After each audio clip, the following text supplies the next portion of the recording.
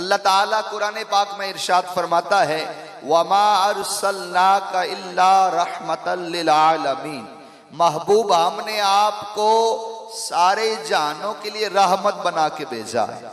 मेरे और आपके आका मदीने वाले मुस्तफा शबे असरा के दूल्हा सल्लल्लाहु अलैहि वसल्लम रहमत बन के आए, रहमतें लेके आए।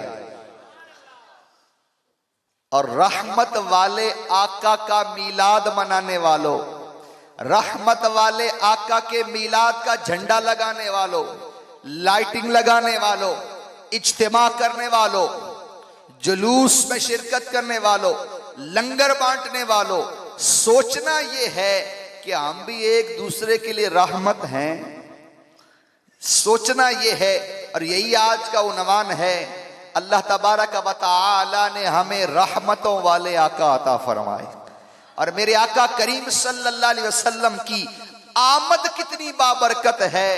अरब के अंदर बारिशें कम होती हैं, मगर जिस साल मेरे आका करीम की विलादत बेमिसाल होनी है, बारिशें इतनी कसरत से होती है, हर तरफ हरियाली हो जाती है, हर तरफ सब्जा ही सब्जा है।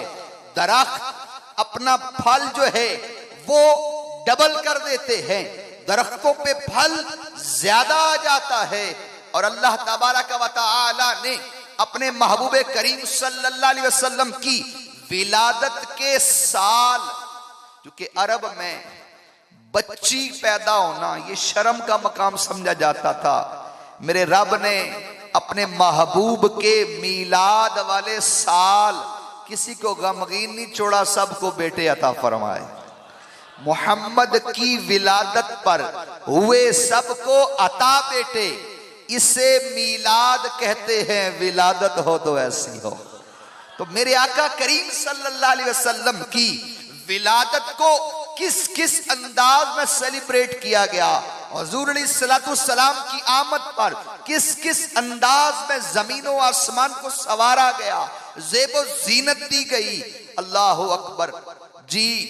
वो पूजा जो है आग के पुजारियों का 1000 साल से जलने वाला आतिशकदा, जिसको वो बड़ा अपने तौर पर मुकद्दस समझते हैं और कहते हैं ये आग बुझती नहीं है, मगर मेरे मुस्तफा करीम आए तो वो 1000 साल से जलने वाला आतिशकदा भी बुझ जाता है।